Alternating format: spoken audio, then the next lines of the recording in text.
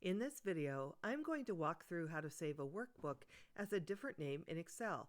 I am using Office 365 Excel on a Mac computer.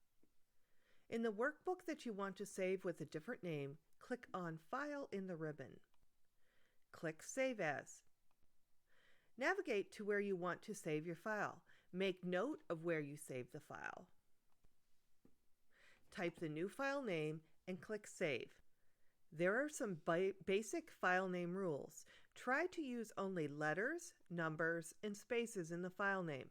Special characters can cause issues, so try to avoid them.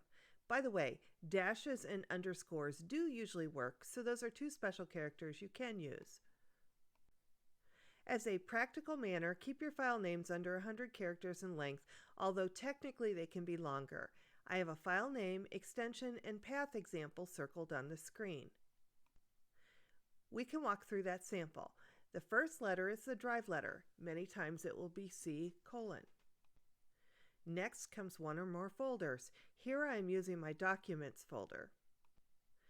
And within that Documents folder, I am using the School Files folder. Now comes my file name, which is Sample Second Attempt. Finally comes the file extension. For Office 365 Excel, the file extension should be .xlxs. Excel will add this extension automatically when you save your file. That's it, we are done. This video was created and narrated by Dr. Wendy Tietz and is part of the Excel Skill Builder video series. See accountingisanalytics.com for additional faculty and student resources.